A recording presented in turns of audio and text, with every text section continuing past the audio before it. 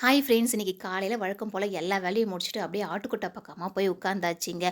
உங்களுக்கும் இந்த மாரி ஆடுலாம் வளர்க்கணும் அப்படின்னு தோணுச்சுன்னா, நான் சொல்லப் போற இன்ஃபர்மேஷன மறக்காம நோட் பண்ணி வச்சுக்கோங்க. ஃபர்ஸ்ட் ஒன் வந்து பார்த்தோன்னு வச்சுக்கோங்களேன், தீவனங்க ரொம்ப ரொம்ப முக்கியங்க இது. எங்ககிட்ட தீவனம் இல்ல அப்படிங்கிறதுனால டெய்லியும் காலையிலயும் சாயந்தரமும் ஆடுகள மேய்ச்சலுக்காக ஓட்டிட்டு போயிட்டு வரோங்க. வெயிலானாலும் சரி, மழையானாலும் சரி, ஆடுகள மேய்ச்சலுக்கு ஓட்டியே ஆகணுங்க.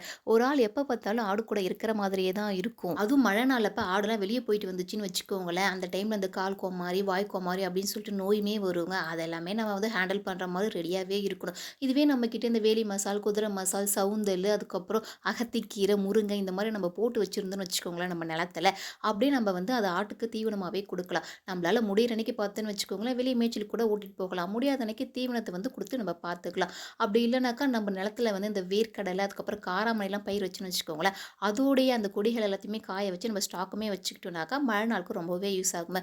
ஸோ, ஆடுகளுக்கு தீவனம்ன்றது ரொம்ப ரொம்ப முக்கியங்க. அப்படி இல்லனாக்கா, எங்கள மாதிரி நீங்களும் கஷ்டப்பட வேண்டியது இருக்கும். செகண்ட் திங் வந்து பார்த்தோன்னு வச்சுக்கோங்களேன், கொட்டா. நீங்க 1 ஆடு இல்ல 2 ஆடு தான் வளர்க்க போறீங்க அப்படின்னாக்கா, அங்க பிரச்சனையே கிடையாதுங்க. ஈஸியாவே மேனேஜ் பண்ணிக்கலாம். ஒரு 10 ஆடுக்கு மேற்கொண்டு நீங்க வளர்க்க போறீங்க, இல்ல ஒரு ஃபார்ம் மாரி உருவாக்க போறீங்க அப்படின்னாக்கா, கண்டிப்பா அந்த இடத்துல வந்து பார்த்தோம்னாக்கா, நம்ம ப்ராப்பரான ஒரு கொட்டா ரெடி பண்ணியே ஆகணுங்க. எங்கள பார்த்தீங்கன்னு வச்சுக்கோங்களேன், இன்னும் நாங்க இந்த தார்ப்பாய், கீத்தி இத வச்சே தான் ஓட்டிட்டுருக்கோம். சீக்கிரமா நாங்களுமே ஒரு ப்ராப்பரான ஒரு கொட்டா போட்டே ஆகணுங்க. அதுவும் இல்லாம இந்த மழை நாள் வந்துச்சுன்னு வச்சுக்கோங்களேன், ஆடுக்கெல்லாம் செட்டே ஆகாதுங்க. அந்த மழை நாள், குளிர் நாள்லாம் வந்துச்சுனாக்கா, நெறைய நோய் வந்து ஸ்ப்ரெட் ஆகுற டைம். அந்த டைம்ல நம்ம ஆடுகள ரொம்பவே வந்து கேர்ஃபுல்லாவே பார்த்துக்கணும். அது மட்டும் இல்லாம அந்த டைம்ல சப்போஸ் ஆடு எதனா குட்டி போட்டுச்சுன்னா, அந்த குட்டிய காப்பாத்துறது இன்னைய வரைக்கும் எங்களுக்கு ஒரு பெரிய டாஸ்க்கா தாங்க இருக்கு. அந்த டைம்ல எங்களுக்கு நெறைய குட்டி இழப்புகளுமே ஏற்பட்டுருக்கு. ஸோ கொட்டா அப்படிங்கிறது ரொம்ப ரொம்ப முக்கியங்க. ஸோ கொட்டாயுமே போட்டு ரெடியா வச்சுக்கணும். 3 வந்து பார்த்தோன்னு வச்சுக்கோங்களேன், ஆடுகள பத்தின ஒரு பேசிக் நாலேட்ஜ் வந்து நம்ம கண்டிப்பா வந்து தெரிஞ்சு வச்சுக்கணும். ஆடுகளுக்கு தீவனம் போட்டோம், தண்ணி வச்சுட்டோம், அவ்வளோதான் அப்படின்னு சொல்லி இருந்தா போதாதுங்க. ஏன்னா சில டைம் ஆடுலாம் நல்லா மேய்ஞ்சுட்டே இருக்கும். திடீர்னு பார்த்தோன்னு வச்சுக்கோங்களேன், அசையே போடாது, மேயவே மேயாது. உடம்பு சரியில்லாம சோர்ந்து போய் படுத்துக்கும். சில டைம் வயிறு வந்து உப்புசன மாரி ஆயிடும். இல்லைன்னா சில டைம் பூச்சி கூட கடிச்சிடும். அந்த மாரி டைம்ல நம்ம ஃபர்ஸ்ட் எய்டு ஆடுகளுக்கு என்னென்னலாம் பண்ணணும் அப்படின்னு சொல்ற சில பேசிக் இன்ஃபர்மேஷன் நம்ம கண்டிப்பா தெரிஞ்சு வச்சுக்கணுங்க. இதுக்காக நம்ம ஒண்ணும் பெருசா மெனக்கெட தேவையில்லங்க. ஆல்ரெடி ஆடுலாம் யார் வளர்க்குறாங்களோ, அவங்க கிட்ட கேட்டாலே போதும். நம்ம வந்து பார்த்தோம்னா ஈஸியாவே இத வந்து தெரிஞ்சுக்கலாம். அடுத்ததா பார்த்தோன்னு வச்சுக்கோங்களேன், ஆடுகள கரெக்ட்டான டைம்ல, கரெக்ட்டான ஆளுங்க கிட்ட விற்க தெரியணுங்க.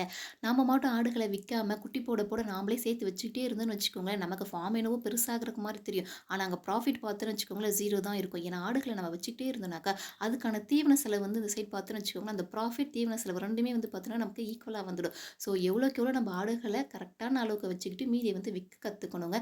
அந்த மாரி பண்ணோம்னா, நமக்கு வந்து பிசினஸ் என்னைக்குமே வந்து பார்த்தோம்னாக்கா, நஷ்டம் வந்துடாது. அது மட்டும் இல்லாம விக்கக்கூடிய ஆளுமே வந்து பார்த்தோன்னாக்கா, கரெக்ட்டான ஆளா பார்த்து நம்ம சூஸ் பண்ணிக்கணும். ஒரு ஆள மட்டும் நம்பி இருக்கக்கூடாது. கொஞ்சம் நெறைய வியாபாரிகள நம்ம கான்டாக்ட்ஸ் வச்சிருக்கணும். ஏன்னா சில பேர் வந்து பார்த்தோன்னு வச்சுக்கோங்களேன், ஏமாத்தி வாங்கிட்டு போற மாதிரியும் இருப்பாங்க. ஸோ நம்ம பொருளுக்கு என்ன விலை? நம்ம பொருள் எப்படி இருக்கு? தரம் எப்படி இருக்குன்னு சொல்லி நம்ம பார்த்து, அதுக்கேத்த மாரி நம்ம விக்கிறதுக்கான விலைய வந்து நம்ம வந்து நிர்ணயம் பண்ணி விக்கணும். அப்புறம் ஃபைனலா அதுவும் ரொம்ப முக்கியமான விஷயம் என்னன்னாக்கா, நம்ம ஆடு வளர்க்க போறோம் அப்படின்னாக்கா, நம்ம சூஸ் பண்ற ஆடு பார்த்தோன்னா நல்ல ரகமா இருக்கணுங்க. அது குட்டி போட்டுச்சுன்னு வச்சுக்கோங்களேன், அதோட குட்டிக்கு அது கண்டிப்பா பால் குடுக்குற மாதிரி இருக்கணும். ஏன்னா சில ஆடுகள்லாம் குட்டி போட்டுச்சுன்னு வச்சுக்கோங்களேன், அது குட்டிக்கே பால் கிடைக்காது. அந்த மாரி ரகத்துல நம்ம சூஸ் பண்ணிட்டோம்னாக்கா, பெருத்த நஷ்டத்த தாங்க நம்ம சந்திக்கிற மாதிரி இருக்கும். அந்த மாரி நம்ம கிட்ட தப்பி தவறி வந்துச்சுனாலும், அது எல்லாமே நம்ம வந்து விற்கதாங்க ஃபர்ஸ்ட்டு பார்க்கணும். அப்பதான் நம்ம வந்து இந்த மாரி பிசினஸ்ல வந்து சக்சஸ வந்து அச்சீவ் பண்ண முடியும். அப்புறம் சில ஆடுகள்லாம் பார்த்தீங்கன்னு வச்சுக்கோங்களேன், எத்தனை ஈத்து குட்டி போட்டாலும் ஒரு குட்டிக்கு மேல போடவே போடாதுங்க. அந்த மாரி ஆட்டையுமே பார்த்தோன்னாக்கா, நம்ம ஃபர்ஸ்ட்டு வந்து வித்துடணும். ஏன்னா பிசினஸா நம்ம பண்றோம் அப்படின்னாக்கா, இந்த மாரியான ப்ராப்ளம்ஸ்லாம் நம்ம சால்வ் பண்ணா மட்டும் தான், அந்த பிசினஸ்ல நம்ம அச்சீவ் பண்ணி நல்ல ஒரு ப்ராஃபிட்டுமே பார்க்க முடியும். சில பேர் எடுத்தோனே பார்த்தோன்னு வச்சுக்கோங்களேன், நல்ல ஒரு பெரிய இன்வெஸ்ட்மென்ட் போட்டு பெரிய ஃபார்மாவே ஸ்டார்ட் பண்ணிடுவாங்க. அந்த மாரிலாம் பண்ண முடியாது. பட் எனக்கும் ஃபார்ம் வைக்கணும் ஆசை அப்படின்னு நினைக்கிறவங்க, இந்த மாரி 1 ஆடு, 2 ஆடு அப்படின்னு சொல்லி ஃபர்ஸ்ட்டு புடிச்சு, அதுலேருந்து பார்த்தோனாக்கா கொஞ்சம் கொஞ்சமா வந்து டெவலப் பண்ணி பெருசா வந்து கொண்டு வந்துக்கலாங்க. இதெல்லாம் வந்து பார்த்தீங்கன்னு வச்சுக்கோங்களேன், எங்களோட அனுபவத்தில நாங்க வந்து கத்துக்கிட்டது. அததாங்க இப்போ உங்ககிட்ட வந்து ஷேர் பண்ணிக்கிறேன். இது தவிர வேற எதனாவது நல்ல ஒரு பயனுள்ள தகவல் இருந்துச்சுன்னா ஆட்ட பத்தி, அதையுமே எங்ககிட்ட சொல்லுங்க. நாங்களுமே அத வந்து தெரிஞ்சுக்கிறோம். ஆட்டெல்லாம் கட்டி முடிச்சுட்டு, இப்ப மாடுகள்லாம் தண்ணி காட்ட டைம் ஆச்சுன்னு சொல்லிட்டு என் கணவரும், எங்க மாமனாரும் மாடுகளுக்கு பிடிச்சிட்டு வந்து தண்ணியுமே காட்டிட்டே இருந்தாங்கங்க. ஆடு லாபமா, மாடு லாபமான்னு கேட்டிங்கன்னா 2மே லாபம் தாங்க. எந்த ஒரு தொழிலா இருந்தாலும் நம்ப முழு முயற்சியான வேலைய நம்ம இன்புட் போட்டோம்னு வச்சுக்கோங்களேன், அதோட அவுட்புட் கண்டிப்பா சூப்பரா வருங்க. இது வந்து பார்த்தோன்னாக்கா கிர் மாடுங்க. இன்னும் 1 வாரத்தில கண்ணு போடுற மாதிரி இருக்கு. ஆனா, இப்ப அதுக்கு மடிநோய் வந்துடுச்சுங்களா, சரின்னு சொல்லி இன்னைக்கு வந்து மஞ்சத்தூளு, அதுக்கப்புறம் வந்து எலுமிச்சம்பழம், சாக் பீஸ் அப்படின்னு சொல்லி இது எல்லாத்தையுமே குழச்சு அது மடியில தடவியிருக்கோம். ஸோ இந்த மாரி சின்ன சின்ன இன்ஃபர்மேஷன் வந்து நம்ம வந்து தெரிஞ்சு வச்சுக்கணும். மடிநோய் வந்தா என்ன பண்ணணும், வாய் கோமாரி, கால் கோமாரிலாம் வந்தா என்ன பண்ணணும் அப்படின்னு சொல்லி நம்ம தெரிஞ்சு வச்சுக்கணுங்க.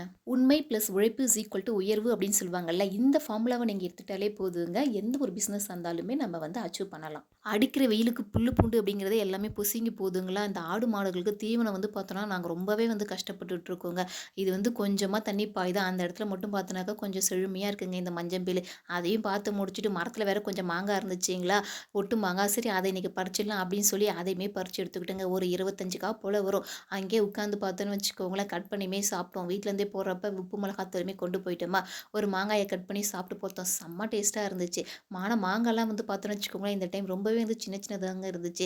இதையுமே நம்ம ஊறுகாய் போட்டுடலாம் அப்படின்னு சொல்லிட்டு அதையுமே எடுத்துக்கிட்டு கிளம்பிட்டோங்க.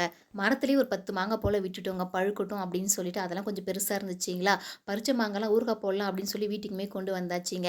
இங்க தக்காளி செடியெல்லாம் நட்டு இருந்தோமா, அது எல்லாமே அறுவடை ஆயிடுச்சு. செடியுமே காஞ்சு போச்சு. அது எல்லாத்தையுமே இன்னைக்கு கிளீன் பண்ணிடலாம்னு சொல்லி எல்லாத்தையுமே புடுங்கி போட்டுட்டு, அந்த பிரண்ட செடிலாம் நல்லா ஆளுக்கு ஒரு திசையா போயிட்டு இருந்துச்சுங்களா, அது எல்லாத்தையுமே நல்லா கட் பண்ணி கிளீன் பண்ணி முடிச்சாச்சுங்க. அதுக்கப்புறமா ஈவினிங் மறுபடியும் நாங்க கொல்லிக்கு போயிட்டு தூத்தி வச்சிருந்தோம்ல எள்ளெல்லாம், அதெல்லாம் அங்கேயே இருந்துச்சு. அதெல்லாம் எடுத்துட்டு வந்துடலாம் அப்படின்னு சொல்லிட்டு, என் கணவர் வந்து எல்லாத்தையுமே எடுத்துட்டு கிளம்பிட்டாருங்க.